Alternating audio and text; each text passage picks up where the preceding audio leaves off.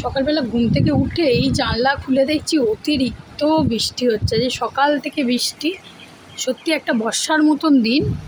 জানি না সারাদিন অনেক সময় থেমে যায়, বেলার দিকে কি থামবে জানি না, কিন্তু আজকে তোমাকে বেরোতেই হবে, কিছু করার নেই। সেটাই চিন্তায় পড়ে গেছি যে কীভাবে বেরোবো, কী করব। দেখা যাক। ছেলের পরীক্ষা আছে বলে তাড়াতাড়ি সকাল সকাল কিছু রান্না করে নিয়ে টিফিনও খেয়ে নিলাম। খাওয়ার পরে মনে হলো একটুখানি দুধ চা খাই। এর আগে লিকার চা খেয়েছি আদা দিয়ে, তার আগে দুবার লিকার চা খাওয়া গেছে আদা দিয়ে, কিন্তু এক কাপ টিফিনের পরে এক কাপ দুধ চা না খেলে ঠিক হয় না, তাই নিজের জন্য এক কাপ দুধ চাও করে ফেললাম।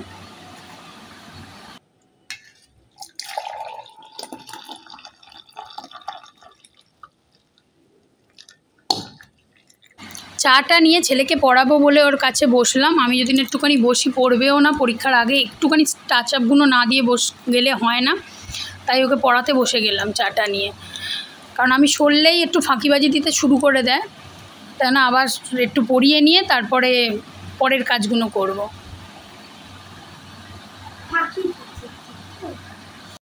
ভেবেছিলাম বেলাতে বৃষ্টিটা কমে যাবে, কিন্তু কিছুতেই বৃষ্টিটা কমছে না। এই বৃষ্টির মধ্যেই ভিজে ভিজে কিছু কাজ করতে হলো, জামাকাপড় কাচাকুচি, ধোয়াধুয়ি, সেগুলো সেরে নিয়ে আরও অনেক ঘরের সংসারের অনেক কাজ থাকে, ঘরের তাড়াতাড়ি করে নিয়ে, যেহেতু ওকে স্কুলে নিয়ে যেতে হবে, সেটাও চিন্তা করছিলাম যে কিভাবে নিয়ে যাই। যত বেলা বাড়ছে যেন বৃষ্টি আরও বেড়েই চলেছে। জলে ভিজে ভিজে জামাকাপড় কাচার চোটে পুরো ভিজে গেছি, তাই না তাড়াতাড়ি চানটা করে নিলাম। চানটা করে ফ্রেশ লাগছে এবারে। সারাদিন বৃষ্টি বৃষ্টি আর বৃষ্টি, আজকে যেন সারাদিন বৃষ্টির মধ্যেই সময় কাটাচ্ছি। ভাত টাত খেয়ে নিয়ে এবার রেডি হয়ে যাচ্ছি, ছেলেকে স্কুলে নিয়ে যাবো বলে দুজনেই রেডি হয়ে যাচ্ছি। তা ওকেও খানিকটা রেডি করিয়ে নিলাম, তারপরে খানিকটা টমকে আদর করে নিয়ে এবার স্কুলে যাবে। ও তাই তো করে, আদর করে নিয়ে তারপরে স্কুলে যাবে।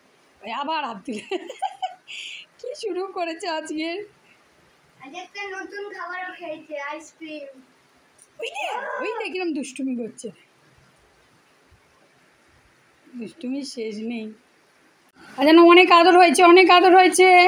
এবার রেনকোটের প্যান্টটা পরো, অনেক আদর হয়েছে। রেনকোটের আদরের শেষ নেই। ওকে আদর, ওকে যত করবি তত ওকে করতে হবে, দেরি হয়ে যাচ্ছে। রেনকোটের প্যান্ট পর।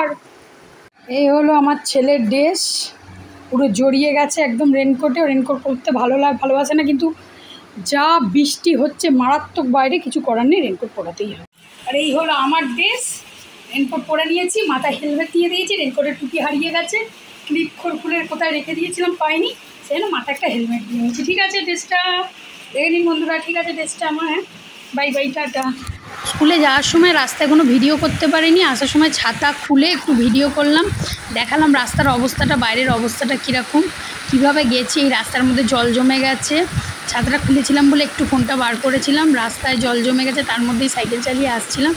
আর পাশের পুকুরগুলোর অনেক কটা পুকুর পড়ে রাস্তায়, পুকুরগুলোর কী অবস্থা শুধু দেখে, থই থই করছে জল, একদম থই থই করছে। আর এই রাস্তায়, আমাদের গলির রাস্তায় ঢুকে, আমাদের গলির রাস্তাতেও জল ভর্তি হয়ে গেছে। এইভাবেই আস্তে আস্তে বাড়ি ফিরেছি।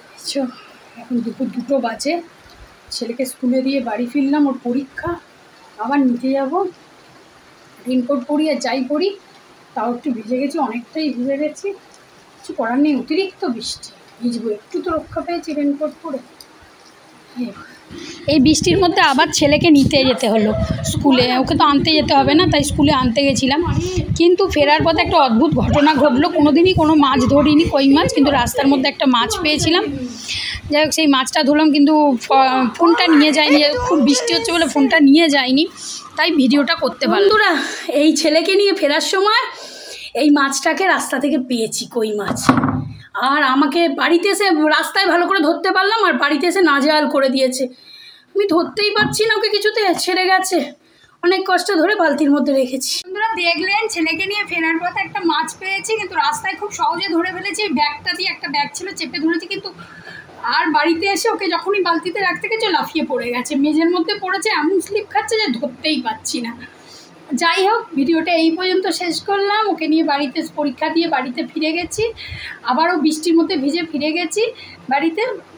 এই পর্যন্ত শেষ করলাম। যদি ভালো লাগে আমার ভিডিওটা, তাহলে লাইক করবেন আর সাবস্ক্রাইব করতে ভুলবেন না please. Tata, bye bye, tata করে দাও, টাটা।